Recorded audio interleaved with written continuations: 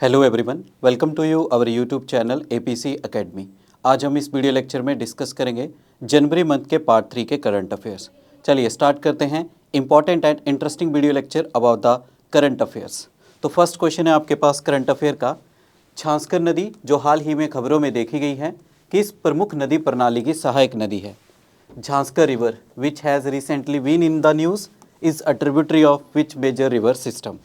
ए option है Ganga, B option Sindhu, C option Brahmaputra, D option Narmada. तो चलिए देखते हैं सही आंसर कौन सा है। झांसकर नदी जो है ये सहायक नदी है सिंधु नदी की।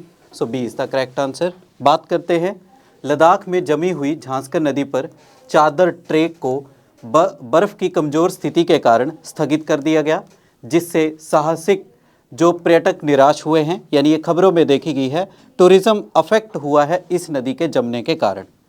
झांसकर नदी सिंधु नदी की एक प्रमुख बाएं किनारे की सहायक नदी है जो पूरी तरह से लद्दाख केंद्र शासित प्रदेश के भीतर बहती है। यह उत्तर पश्चिमी हिमालय में दूरस्थ एवं ठंडी झांसकर घाटी को सिंचित करती है, यानी झांसकर माउंटेन रेंज पे जो पाई जाती है ये नदी, ये मुख्यतः देखी जाती है आपके लद्दाख में। चलिए नेक्स्ट करंट अफेयर देखते हैं। फूलों की घाटी राष्ट्रीय उद्यान किस राज्य में स्थित है? In which state is the valley of flowers national park located? A option है Himachal Pradesh, B option Uttarakhand, C option Kerala, D option Sikkim. तो चलिए जानते हैं जो valley of flowers national park है ये कहाँ पे मिलेगा? ये मिलेगा आपको उत्तराखंड राज्य में। बात करते हैं संयुक्त राष्ट्र शैक्षिक वैज्ञानिक और सांस्कृतिक संगठन यानी यूनेस्को द्वारा मान्यता प्राप्त विश्व धरोहर स्थल फूलों की घाटी में पिछले 5 दिनों से भीषण आग लगी हुई है, जिसके चलते उत्तराखंड प्रशासन ने भारतीय वायुसेना से सहायता मांगी है।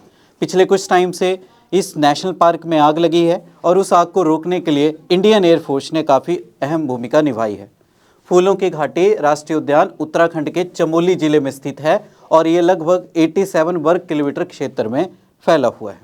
इसकी खोज 1931 में फ्रैंक एस स्माइथ के नेतृत्व में ब्रिटिश पर्वतारोहियों ने की थी। चलिए नेक्स्ट देखते हैं, अगला करंट अफेयर है हमारे पास। प्रगति मंच का प्राथमिक उद्देश्य क्या है? What is the primary objective of the Progress Platform? A option है राज्यों को वित्तीय सहायता प्रदान करना, बी ऑप्शन है संसदीय चर्चाएं आयोजित करना, सी ऑप्शन है नई सरकारी नीतियां तैयार करना और डी ऑप्शन है प्रमुख सरकारी कार्यक्रमों की निगरानी, समीक्षा करना और शिकायतों का समाधान करना। तो चलिए देखते हैं इनमें से कौन सा ऑब्जेक्टिव है प्रोग्रेस प्लेटफॉर्म का। तो इसका आंसर आएगा ऑप्शन डी, यानी कि प्रमुख सरकारी कार्यक्रमों की निगरानी व समीक्षा करना तथा जो भी शिकायतें आती हैं उनका समाधान करना। डिटेल में जानते हैं। प्रधानमंत्री के सक्रिय शासन और समयबद्ध कार्यवहन के लिए प्रमुख मंच प्रगति ने हाल ही में अपनी 50वीं बैठक पूरी की है। बात करते हैं प्रगति एक एकीकृत और संवादात्मक प्रणाली है जो जन शिकायतों के समाधान और केंद्र एवं राज्य सरकार की प्रमुख परियोजनाओं की निगरानी के लिए बनाई गई है। हितधारकों के बीच वास्तविक समय की बातचीत के माध्यम से इलेक्ट्रॉनिक पारदर्शिता, इलेक्ट्रॉनिक जवाबदेही को बढ़ावा देती है प्रगति जो आपका प्लेटफॉर्म है वो। चलिए नेक्स्ट देखते हैं, अगला करंट अफेयर है हमारे पास। राष्ट्रीय ओलंपिक शिक्षा एवं विकास कार्यक्रम किस संगठन द्वारा शुरू किया गया था? By which organisation was the national Olympic education and development programme launched? A option है युवा मामले एवं खेल मंत्रालय, बी ऑप्शन है भारतीय ओलंपिक संघ, सी ऑप्शन है भारतीय खेल प्राधिकरण और डी ऑप्शन है उपरोक्त में से कोई भी नहीं। तो चलिए जानते हैं कौन सी ऑर्गेनाइजेशन है जिसने national Olympic education and development programme जो है लॉन्च किया है। तो इसका सही आंसर आएगा ऑप्शन बी, भारतीय ओलंपिक संघ। बात करते हैं भारतीय ओलंपिक संघ ने भारत के ओलंपिक आंदोलन को मजबूत करने के लिए राष्ट्रीय ओलंपिक शिक्षा एवं विकास कार्यक्रम का शुभारंभ किया और राष्ट्रीय ओलंपिक अकादमी को पुनः सक्रिय किया। यह निर्णय जनवरी में अहमदाबाद में आयोजित बैठकों में लिए गए हैं। बात करेंगे इस संगठन खेल के सभी स्तरों पर संरचित ओलंपिक शिक्षा एवं विकास के लिए एक राष्ट्रीय ढांचा है जहां पे खिलाड़ियों को तैयार किया जाएगा जो भी आगामी ओलंपिक गेम्स होंगी उनके लिए। अगला करंट अफेयर देखते हैं। नेक्स्ट करंट अफेयर है, हाल ही में खबरों में आए भद्रकाली शिलालेख में किस मंदिर के बारे में जानकारी दी गई है? The Bhadrakali inscription which was recently in the news contains information about which temple? A option है सोमनाथ मंदिर गुजरात, बी ऑप्शन है तिरुमाला वेंकटेश्वर मंदिर आंध्र प्रदेश, सी ऑप्शन है काशी विश्वनाथ मंदिर उत्तर प्रदेश, डी ऑप्शन है जगन्नाथ मंदिर उड़ीसा। चलिए देखते हैं सही आंसर क्या है। तो इसका सही आंसर आएगा ऑप्शन ए, जो सोमनाथ मंदिर है गुजरात में वहाँ पे। भद्रकाली शिलालेख 12वीं शताब्दी का एक महत्वपूर्ण अभिलेख है जो सोमनाथ मंदिर के इतिहास, विकास और राज संरक्षण की पुष्टि करता है। ये गुजरात के प्रभास पाटन में भद्रकाली मंदिर की दीवार पर स्थित है। इसे 1169 ईस्वी में उत्कीर्ण किया गया था। चलिए नेक्स्ट देखते हैं, अगला करंट अफेयर है हमारे पास। Man portable anti tank guided missile हथियार प्रणाली किस संगठन द्वारा विकसित की गई है? The man portable anti tank guided missile weapon system was developed by which organisation? A option है इसरो, बी ऑप्शन है Hindustan aeronautics limited, C option है भारत डायनामिक्स लिमिटेड और डी ऑप्शन है DRDO। तो चलिए देखते हैं, man portable anti tank guided missile जो है इसको डेवलप किसके द्वारा किया गया है? सही आंसर आएगा ऑप्शन डी, जो DRDO यानी रक्षा अनुसंधान यानी विकास संगठन है उसके द्वारा। DRDO और भारतीय सेना ने हाल ही में स्वदेशी man portable anti tank guided missile हथियार प्रणाली का सफल परीक्षण किया। इसे पूरी तरह से भारत में रक्षा अनुसंधान एवं विकास संगठन द्वारा डिज़ाइन और विकसित किया गया है, यानी इसकी रिसर्च एंड डेवलपमेंट पूरी की पूरी किसने की है? DRDO ने। कमेंट सेक्शन में मुझे बताएंगे कि DRDO का स्थापना वर्ष क्या है और इसका हेडक्वार्टर कहाँ पे मिलेगा। ये आप सबके लिए क्वेश्चन। इस प्रणाली में मिसाइल लॉन्चर, लक्ष्य निर्धारण प्रणाली, फायर कंट्रोल यूनिट शामिल है। चलिए अगला देखते हैं, अगला करंट अफेयर है हमारे पास। इंडियन कस्टम इलेक्ट्रॉनिक्स गेटवे किस संगठन का राष्ट्रीय इलेक्ट्रॉनिक्स पोर्टल है? Indian customs electronics gateway is the national electronics portal of which organisation? A option है विदेश व्यापार महानिदेशालय के द्वारा, बी ऑप्शन है केंद्रीय अप्रत्यक्ष कर और सीमा शुल्क बोर्ड के द्वारा, रिजर्व बैंक ऑफ इंडिया और डी ऑप्शन आएगा वाणिज्य और उद्योग मंत्रालय का। तो चलिए देखते हैं इसका सही आंसर आएगा। इसका सही आंसर है आपका पास ऑप्शन बी, यानी केंद्रीय अप्रत्यक्ष कर सीमा शुल्क बोर्ड। कमेंट सेक्शन में आप मुझे एक एग्जाम्पल देंगे अप्रत्यक्ष कर का, कौन सा जो है इनडायरेक्ट टैक्स होता है आपका। बात करते हैं केंद्रीय अप्रत्यक्ष कर एवं सीमा शुल्क बोर्ड के विशेष सचिव ने त्रिपुरा के अगरतला स्थित एकीकृत चेक पोस्ट में भारतीय सीमा शुल्क electronics gateway land port management system का उद्घाटन किया। भारतीय सीमा शुल्क इलेक्ट्रॉनिक्स गेटवे की स्थापना 2007 में केंद्रीय अप्रत्यक्ष कर एवं सीमा शुल्क बोर्ड के अंतर्गत भारतीय सीमा शुल्क के राष्ट्रीय पोर्टल के रूप में की गई थी। चलिए नेक्स्ट क्वेश्चन देखते हैं, अगला क्वेश्चन है हमारे पास। राष्ट्रीय पर्यावरण मानक प्रयोगशाला की स्थापना किस संगठन के द्वारा की गई है? By which organisation was the national environmental standards laboratory established? A option है इसका भारतीय चिकित्सा अनुसंधान परिषद, बी ऑप्शन है वैज्ञानिक और औद्योगिक अनुसंधान परिषद राष्ट्रीय भौतिक प्रयोगशाला, सी ऑप्शन है केंद्रीय प्रदूषण नियंत्रण बोर्ड, डी ऑप्शन है पर्यावरण वन और जलवायु परिवर्तन मंत्रालय के द्वारा। तो चलिए देखते हैं, नेशनल इन्वायरमेंटल स्टैंडर्ड लेबोरेटरी जो है इसकी स्थापना किसके द्वारा की गई है? ऑप्शन आएगा आपका बी, वैज्ञानिक और औद्योगिक अनुसंधान परिषद राष्ट्रीय भौतिक प्रयोगशाला के अंतर्गत, यानी CSIR NPL। बात करेंगे वैज्ञानिक एवं औद्योगिक अनुसंधान परिषद राष्ट्रीय भौतिक प्रयोगशाला ने राष्ट्रीय पर्यावरण मानक प्रयोगशाला की स्थापना की है। यह नई दिल्ली स्थित CSIR राष्ट्रीय भौतिक प्रयोगशाला में स्थित है। इसका उद्देश्य भारतीय परिस्थितियों के अनुरूप वायु प्रदूषण निगरानी उपकरणों और पर्यावरण सेंसरों का परीक्षण और पुनः अंशांकन करना है। चलिए देखते हैं, अगला करंट अफेयर है हमारे पास।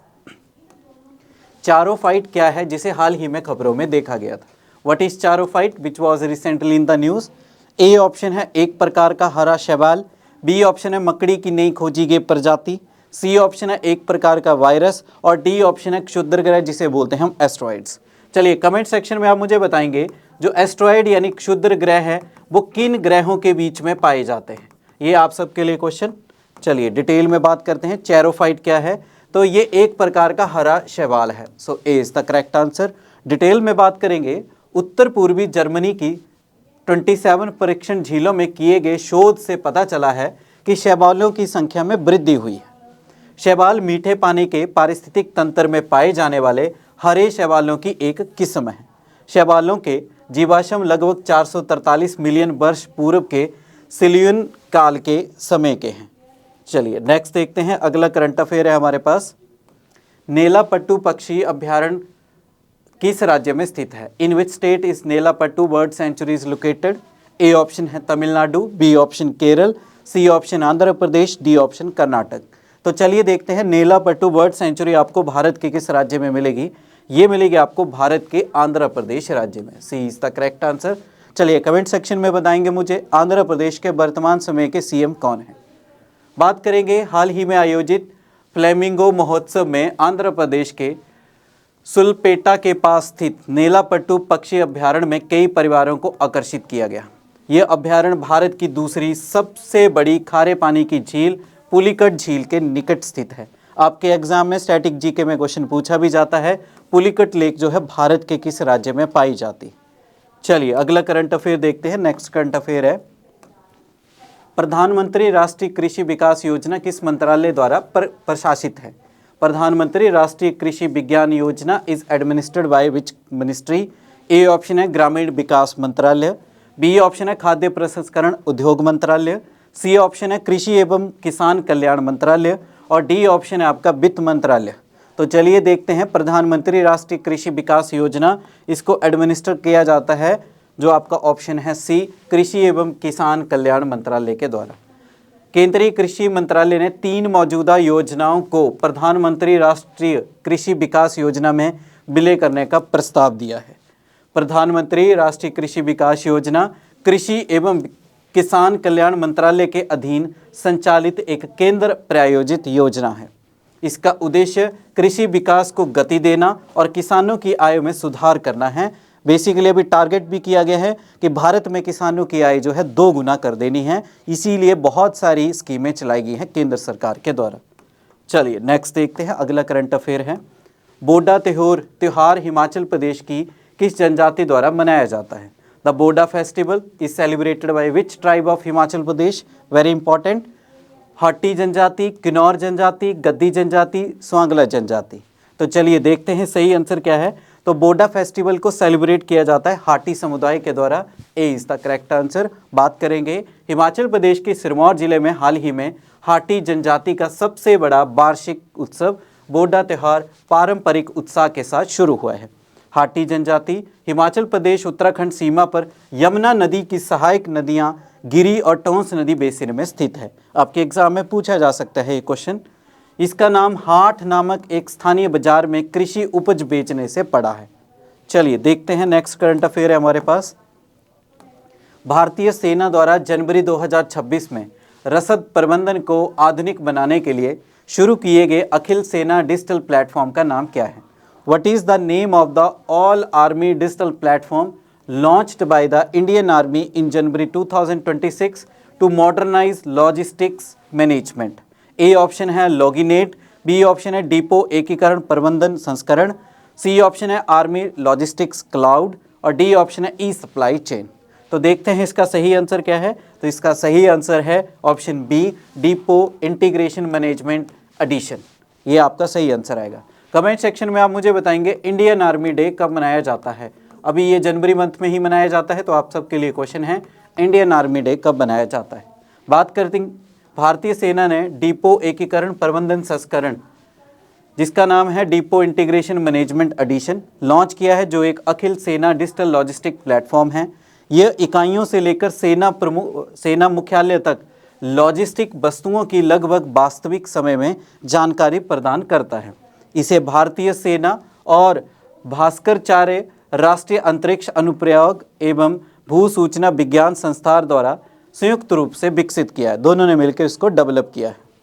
चलिए देखते हैं अगला current affair. Next current affair है, किस संगठन ने राष्ट्रीय आईईडी डेटा प्रबंधन प्रणाली विकसित की है? Which organisation developed the national IED data management system? A option है राष्ट्रीय जांच एजेंसी, बी ऑप्शन है राष्ट्रीय सुरक्षा गार्ड, सी ऑप्शन है सीआरपीएफ यानी केंद्रीय रिजर्व पुलिस बल और डी ऑप्शन है खुफिया ब्यूरो। चलिए देखते हैं इसका सही आंसर क्या है। तो इसका सही आंसर है ऑप्शन बी, एनएसजी यानी राष्ट्रीय सुरक्षा गार्ड जो है इनके द्वारा। गृह एवं सहकारिता मंत्री ने तात्कालिक विस्फोटक उपकरणों से बचाव और आंतरिक सुरक्षा प्रणालियों को सुदृढ़ करने के लिए राष्ट्रीय आईईडी डेटा प्रबंधन प्रणाली का शुभारंभ किया। यह राष्ट्रीय सुरक्षा बल के राष्ट्रीय बम डेटा केंद्र द्वारा विकसित एक राष्ट्रीय डिजिटल प्लेटफॉर्म है। चलिए देखते हैं नेक्स्ट करंट अफेयर। अगला करंट अफेयर है, भारत भर में डिजिटल रचनाकारों को सशक्त बनाने के लिए किस संस्था ने क्रिएटर्स कॉर्नर प्लेटफॉर्म लॉन्च किया? Which organisation launch the creators corner platform to empower digital creators across India? A option है सूचना एवं प्रसारण मंत्रालय, बी ऑप्शन है प्रेस सूचना ब्यूरो, सी ऑप्शन है नीति आयोग, डी ऑप्शन है प्रसार भारती। तो चलिए देखते हैं इसका सही आंसर क्या आएगा। तो इसका सही आंसर है ऑप्शन डी, प्रसार भारती। प्रसार भारती ने हाल ही में भारत भर के डिजिटल रचनाकारों को सशक्त बनाने के लिए डीडी न्यूज़ पर क्रिएटर कॉर्नर लॉन्च किया है। यह एक राष्ट्रीय टेलीविजन नेटवर्क पर स्वतंत्र डिजिटल रचनाकारों द्वारा बनाई गई सामग्री को प्रदर्शित करने के लिए एक समर्पित मंच है। इस पहल का उद्देश्य गुणवत्तापूर्ण सामग्री निर्माण और सहयोग के माध्यम से व्यापक पहुंच को प्रोत्साहित करके डिजिटल अर्थव्यवस्था को बढ़ावा देना है। चलिए देखते हैं नेक्स्ट करंट अफेयर है। अगला करंट अफेयर है, कमला जल विद्युत परियोजना किस राज्य में स्थित है? In which state is the Kamala hydro electric project located? A option Assam, B option Arunachal Pradesh, C option Manipur और डी ऑप्शन आएगा उड़ीसा। तो चलिए देखते हैं कमला हाइड्रो इलेक्ट्रिक प्रोजेक्ट कहाँ पे मिलेगा। ये पाया जाता है आपके अरुणाचल प्रदेश में। सार्वजनिक निवेश बोर्ड ने अरुणाचल प्रदेश में 20,070 करोड़ रुपए की लागत से 1720 मेगावाट की कमला जल विद्युत परियोजना को मंजूरी दे दी है। यह परियोजना कामले जिले में सुबनसिरी नदी की एक प्रमुख सहायक नदी कमला नदी पर बनाई जाएगी। चलिए देखते हैं नेक्स्ट करंट अफेयर। बीमर त्रिकोण किस 3 देशों का राजनीतिक समूह है? Weimar triangle is a political group of which 3 countries?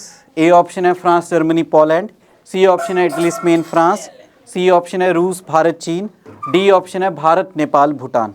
तो चलिए देखते हैं बेमार ट्राइंगल, जिसे बीमर ट्राइंगल कहते हैं त्रिकोण, ये किन देशों का ग्रुप है? It is a group of 3 countries. Option A France Germany and Poland. Bharat के विदेश मंत्री ने फ्रांस, पोलैंड और जर्मनी के साथ जो बेमार ट्राइंगल में भारत की पहली बैठक में भाग लिया है। बेमार ट्राइंगल फ्रांस, जर्मनी और पोलैंड का एक क्षेत्रीय राजनीतिक समूह है, यानी it is a regional political group. इसका गठन 29 अगस्त 1991 में जर्मनी के बीमार में एक संयुक्त घोषणा के माध्यम से हुआ था। इसका उद्देश्य फ्रांस जर्मनी के अनुभव का उपयोग करते हुए जर्मन पॉलिश सुलह में फ्रांस को शामिल करना था। इसी उद्देश्य से बनाया गया था। चलिए आप कमेंट सेक्शन में बताएंगे, अभी हाल ही में ग्रीनलैंड खबरों में है, आप मुझे बताएंगे ये यूरोप के किस देश का हिस्सा है। आप सबके लिए क्वेश्चन है। चलिए देखते हैं नेक्स्ट, अगला क्वेश्चन है हमारे पास। मणिपुर में बराक नदी के जल क्षेत्र को पुनर्जीवित के लिए सेनापति का वन प्रभाग द्वारा शुरू की गई पहल का नाम क्या है? What is the name of the initiative launched by the Senapati forest division to revive the Barak river watershed in Manipur? A option है तीव्र ग्रामीण मूल्यांकन, बी ऑप्शन है सहभागी ग्रामीण मूल्यांकन, सी ऑप्शन है एकीकृत जल संभर सर्वेक्षण, डी ऑप्शन है सामुदायिक वन मानचित्रण। चलिए देखते हैं तो इसका सही आंसर क्या है। तो इसका सही आंसर आएगा ऑप्शन बी, सहभागी ग्रामीण मूल्यांकन। सेनापति वन विभाग ने बराक नदी के जल क्षेत्र को पुनर्स्थापित करने और स्थानीय आजीविका को सहायता प्रदान करने के लिए सहभागी ग्रामीण मूल्यांकन अभ्यास शुरू किया है। यह अभ्यास मणिपुर के सेनापति जिले के सरनामाई गांव में बराक नदी के जलग्रहण क्षेत्र में आयोजित किया गया। चलिए देखते हैं अगला current affair. Next current affair हमारे पास, वेरा सी रूबिन वेधशाला जो हाल ही में खबरों में देखी गई है किस देश में स्थित है? The Vera C Rubin observatory which was recently featured in the news is located in which country? A option है रूस, B option Germany, C option चीन, डी ऑप्शन चिली। तो चलिए देखते हैं सही आंसर क्या है। इसका सही आंसर आएगा ऑप्शन डी, चिली। चलिए कमेंट सेक्शन में बताएंगे चिली जो देश है वो किस महाद्वीप में स्थित है। वैज्ञानिकों ने वेरा सी रॉबिन वेधशाला से प्राप्त पहली छवियों का उपयोग करके अपने आकार के सबसे तेज गति से घूमने वाले क्षुद्र ग्रह की खोज की है, जिसका नाम 2025 MN45 रखा गया है। बेरासी रोबिन बेशाला चिली एंडीज में सैरो पैचोन पर 8,684 फीट की ऊंचाई पर स्थित है। इसका नाम खगोल शास्त्री बेरासी रोबिन के नाम पर रखा गया है। चलिए नेक्स्ट देखते हैं। लास्ट करंट अफेयर है हमारे पास, नागौरी अश्वगंधा जिसे हाल ही में भौगोलिक संकेत यानी जीआई टैग प्राप्त हुआ है, मुख्य रूप से किस राज्य में उगाया जाता है? Nagauri ashwagandha which was recently received a GI tag is primarily grown in which state? A option है Rajasthan, B option Gujarat, C option Karnataka, D option Madhya Pradesh. Question से पता लग रहा है नागौर जो आपने पंचायत सुनी है, भारत की पहली पंचायत, तो नागौरी अश्वगंधा कहाँ पे मिलेगा आपको? राजस्थान में। सो A is the correct answer. केंद्र सरकार ने नागौरी अश्वगंधा को भौगोलिक संकेत यानी जीआई टैग प्रदान किया है, जो इसकी विशिष्ट क्षेत्रीय पहचान को मान्यता देता है। यह मुख्य रूप से राजस्थान के नागौर जिले में उगाया जाता है। नागौर की शुष्क जलवायु और रेतीली मिट्टी अश्वगंधा की खेती के लिए आदर्श मानी जाती है। तो इस तरह से इस वीडियो लेक्चर में हमने जनवरी मंथ के पार्ट 3 के करंट अफेयर को आपके साथ डिस्कस किया। वीडियो लेक्चर को लाइक करें, अपने वैल्यूएबल कमेंट करें, ज़्यादा से ज़्यादा वीडियो लेक्चर को शेयर करें। Thank you.